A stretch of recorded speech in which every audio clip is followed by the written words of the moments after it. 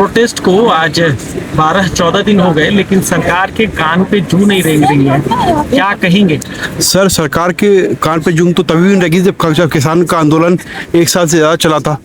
तो जब तक वो आंदोलन बड़ा ना हो जाए, ये सरकार ने कभी कुछ किया ही नहीं है, तो अभी तो हम लोगों को कुछ उम्मीद करनी भी नहीं चाहिए सर।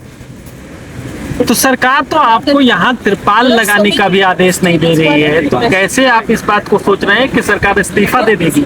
सरकार आप ये आप ये सोचिए कि एटलीस्ट हम लकी है कि हम लोगों को यहाँ बैठने का मौका मिला। किसानों को तो यहाँ तक आने का मौका भी नहीं मिला है सर। तो क्या लगता है कि सुनेंगे? क्योंकि इसी देश में किसान आंदोलन की बात होती है तो वहाँ कई शहादतें हुई, यहाँ पे कई लोग भूख हड़ताल पर, जिनकी हालत लगातार खराब हो रही है और सरकार सुनने के मूड में नहीं है। सर, आप शिक्षा मंत्री से क्या एक्सपेक्ट करेंगे? जब पेपर लीक हो रहे हैं उस समय वो लोग मोदी जी के अचीवमेंट को ट्वीट कर रहे हैं।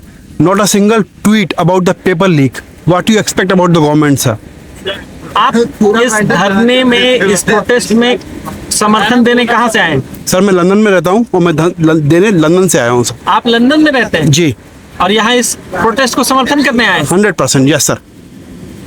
तो आपने कभी इस सरकार को वोट दिया था? सर, बीजेपी गवर्नमेंट को मैंने हमेशा सपोर्ट किया। मोदी जब हमारे मोदी जी लंदन के वेम्बली स्टेडियम में आए, तब मैं ऑफिस से छुट्टी लेके मोदी जी के लिए वेम्बली स्टेडियम भी गया। पर उस समय ऐसा लगा कि मोदी जी ने वादे किए हैं वो शायद पूरे नहीं हो रहे हैं, पर मोदी जी ने देश के लिए बहुत कुछ किया हुआ है। पर अभी पता नहीं क्यों ऐसा हो रहा है, जो रिस्पॉन्सिबल हैं उनको पोस्ट से नहीं हटा पा रहे हैं। मैं रिक्वेस्ट करता हूँ कि ऐसा वो करें प्लीज़। तो पहले आप मोदी जी को पसंद करते थे और अब ऐसा मुझे लगता है कि शायद मोदी जी उन लोगों को पे एक्शन नहीं ले पा रहे हैं जो चीज़ों के लिए रिस्पॉन्सिबल हैं और जो चीज़ें चेंज कर सकते हैं। अगली बार अगर वोट देने का आपको मौका मिले तो किसको करेंगे मतदान? सर, उस समय मैं सोचूंगा। उस समय सोचेंगे? जी हाँ। मोदी जी तो कह रहे पूरी दुनिया में डंका बज रही है, फिर सोचने की क्या जरूरत है? सर, डंका तो आज भी ऑस्ट्रेलिया में देखिए ना। ऑस्ट्रेलिया का एक पत्रकार आज तक मोदी जी को दूर से देखे बोला है, this is the how far I can go with Modi ji. तो वो तो बहुत बड़ी बात हो गई ना सर, कि हमारे इतने बड़े प्राइम मिनिस्टर और वो पत्रकार बोल रहा है कि मैं इनके करीब भी नहीं जा सकता। तो how far you can go?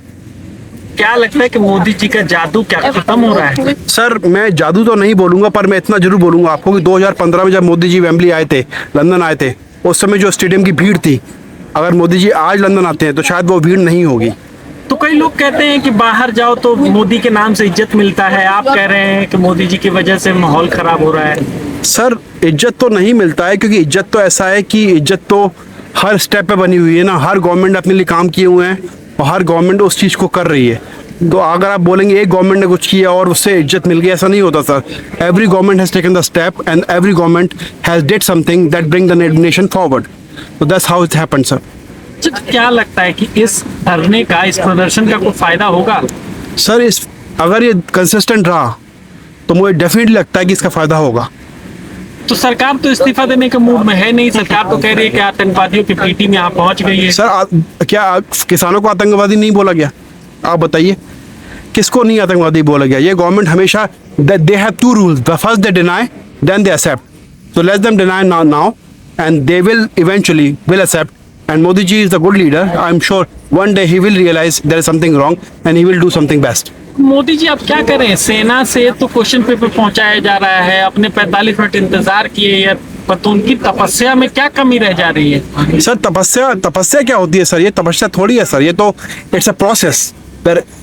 And Modi ji is not responsible for everything. It's a matter of education minister where he has to do some things for the nation.